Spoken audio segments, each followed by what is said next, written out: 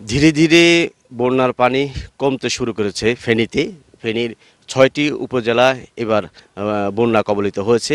স্মরণকালের সবচেয়ে যে ভয়াবহ এবারের যে বন্যা, এই বন্যা সবচেয়ে বেশি ক্ষতিগ্রস্ত হয়েছে যে ফেনীর পরশুরাম, ফুলগাজী এবং ছাগলনাইয়া উপজেলায়। ফেনীর পরশুরাম এবং ফুলগাজী উপজেলার বন্যার পানি নামার পর কিন্তু এই পানি ছাগলনাইয়া উপজেলায় প্রবেশ করেছে এবং ফুলগাজীর পরেই যে উপজেলা সবচেয়ে বেশি ক্ষতিগ্রস্ত হয়েছে সেটি হচ্ছে ছাগলনাইয়া উপজেলা। আমি এই মুহূর্তে ছাগলনাইয়া উপজেলার রাধানগর ইউনিয়নের উত্তর কুহুমা গ্রামে অবস্থান করছি। আমি এই যে কাজীবাড়ি যে পরিবারটি এখন এই যে তারা বসত গড়ে এসেছে, তারা ধোয়া মোছা করছে। এই 10 দিন ছিল এই বাড়িতে, এই ঘরে পানি। তারা বলছেন যে এই ঘরটি পানিতে ডুবেছিল 10 দিন। তারা 10 দিন পরে আজকেই ফিরেছে আশ্রয়কেন্দ্র থেকে। তারা এখন ধোয়া মোছার কাজ করছেন এবং এই ঘরে আসবাবপত্র বলতে আসলে যা ছিল প্রয়োজনীয় সবগুলো পানিতে ডুবে পচে গলে নষ্ট হয়ে গেছে। তারা বলছেন যে এখানে এখন আর বসত করার মতো কোনো পরিবেশ নেই।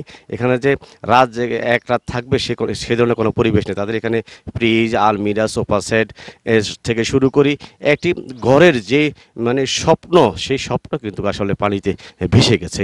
এখানকার যে মানুষের সঙ্গে আমরা কথা বলেছি তারা বলছেন যে 10 দিনের এই যে ভয়াবহ যে বন্যা, এই বন্যায় তারা যে 10 দিন এখানে পানিতে ডুবেছিল এবং তারা পার্শ্ববর্তী একটি আশ্রয়কেন্দ্রে তারা অবস্থান করেছিল। তারা অভিযোগ করছেন যে তারা সরকারিভাবে কোনো ত্রাণ সহযোগিতা পাননি। আবার নতুন করে যে একটি ঘর যে সাজানো গোছানো করতে যে পরিমাণ অর্থের দরকার, আসলে সেই পরিমাণ অর্থ কিন্তু এই এলাকার মানুষজনের কিন্তু নেই।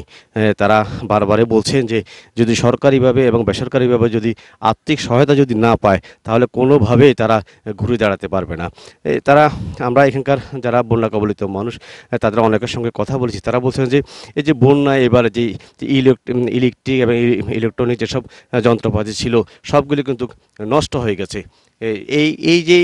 যেই সব যন্ত্রপাতি নষ্ট হয়ে গেছে সেগুলো মেরামত করার জন্য কিন্তু এই এলাকায় কিন্তু পর্যাপ্ত ইলেকট্রিশিয়ানও নেই। তো কেউ যদি স্বেচ্ছায় যদি এইসব কাজগুলো যদি করে দেয় হয়তো তাদের কিছুটা উপকার হবে বলে তারা আমাদের কাছে বলছেন। আর আরেকটি বিষয় হচ্ছে যে পুনর্বাসন, এখন আসলে ত্রাণ সহযোগিতার কথা আসেনি। সবাই বলছেন যে পুনর্বাসন করতে হবে। পুনর্বাসন যদি না করা হয় তাহলে তারা বাড়িতে ফিরে তাদের ছেলে মেয়ে সন্তানদেরকে নিয়ে বসবাস করার মতো আর কোনো সুযোগ থাকবে না।